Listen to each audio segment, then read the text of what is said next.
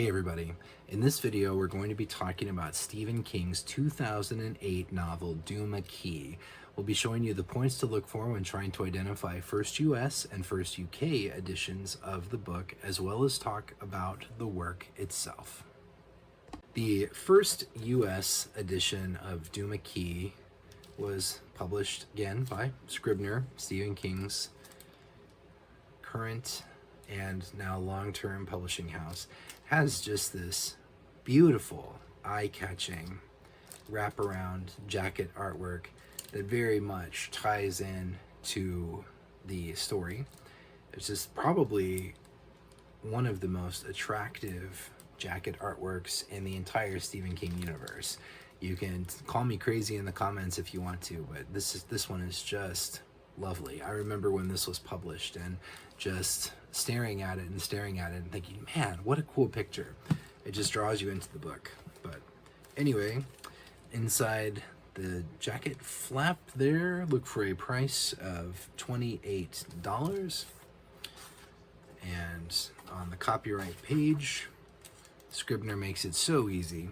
Look for the handy dandy number line that includes the number 1. That is your indication of a first printing.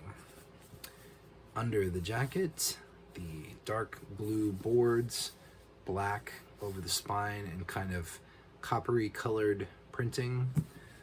Looks pretty sharp. There's the back jacket flap with pretty dapper looking author photo of Stephen King.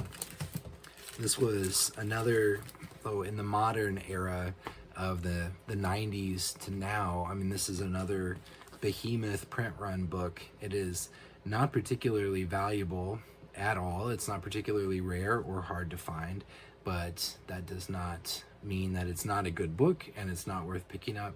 It is definitely a good book. But anyway, there is the first US, I'm distracting myself by looking at that reflective lettering on the front cover.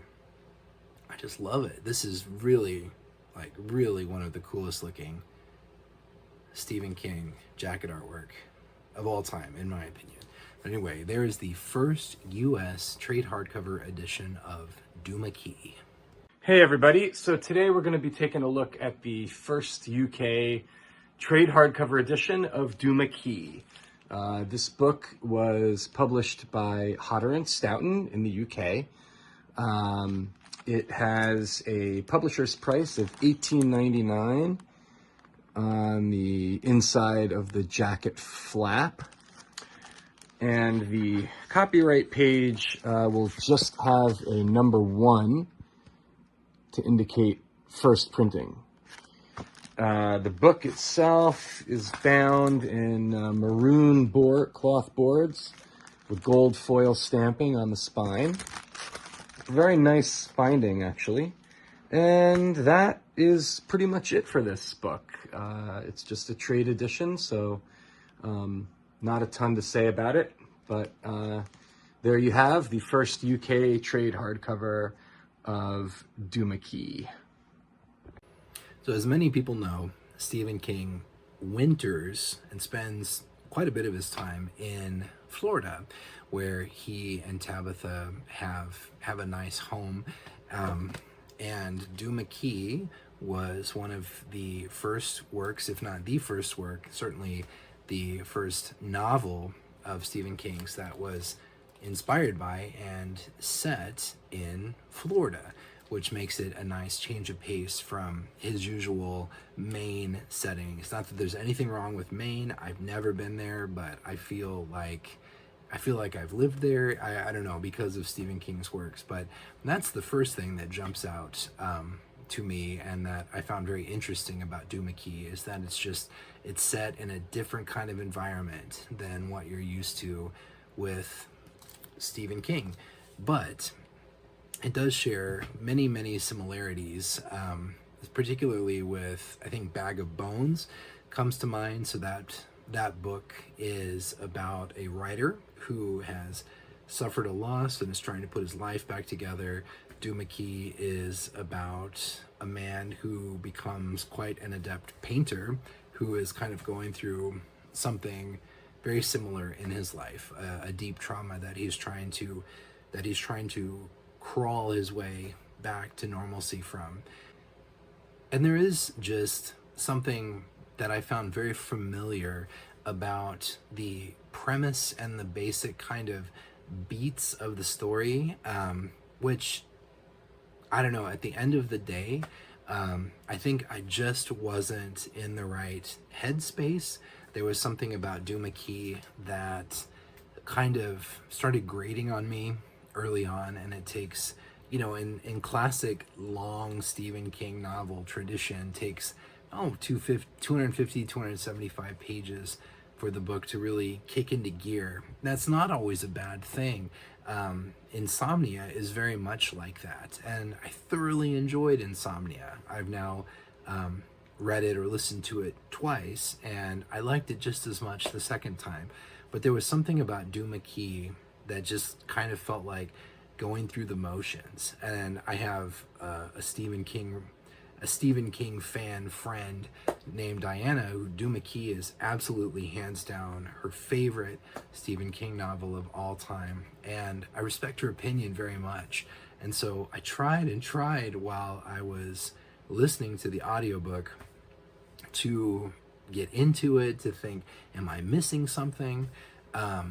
So my first experience with it while I was reading it or listening to it was not overly positive. It's been a couple of years now, and the book, the ideas of it, the premise of it, some of the particular scenes and the images from it continue to linger and kind of stew in my memory.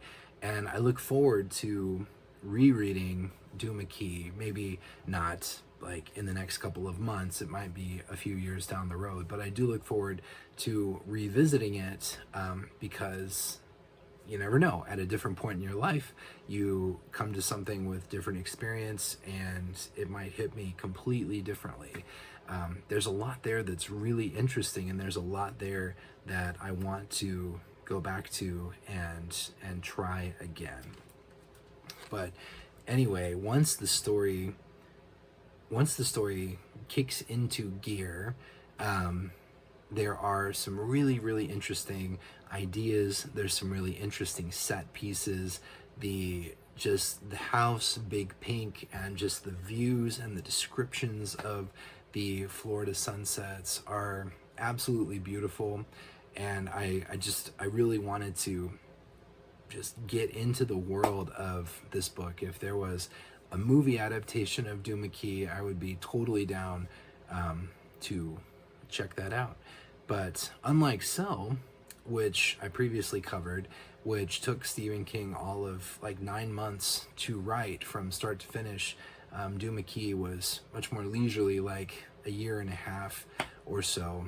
And I don't feel like there's fault in the writing. Stephen King can build suspense, and he can build character, and he can set a scene like nobody else. There was just something kind of like, I feel like I've been here before. I feel like we've done all of this before, that just kind of put me off about Duma Key, and I don't know why. And obviously it still bothers me now because I'm still talking about it. Kind of like my experience reading The Talisman, where everyone seems to think that The Talisman is such an amazing classic, and the whole time I was reading it, I was like, I don't get it. But in the months and years since I've read it, it does continue to grow in my memory, and Duma Key is kind of well on its way to doing the same thing. But let me know in the comments, what do you think about Duma Key? Do you love it? Do you hate it? Do you find it very middle of the road? Is it overwritten? Is it bloated? Or is it your favorite? Is it amazing? One thing that is just beyond reproach is this jacket artwork, which as I mentioned earlier in this video, I just absolutely adore. And in fact, wouldn't mind potentially having a jacket of this book that I could get framed someday and hang up on the wall, because it just truly is exceptional artwork. But I don't know. Is the jacket artwork the best thing about Duma Key? Could I judge a book by its cover and then be found wrong or mistaken in my judgment? God forbid. It can't possibly be. But anyway, yeah, let me know what you think about Duma Key in the comments. I'm always open to other perspectives. If you love it, tell me why. If you don't love it, if you hate it, tell me why. But anyway, thanks as always for your support. And until we meet again, take care of yourselves. I will talk to you later. Bye.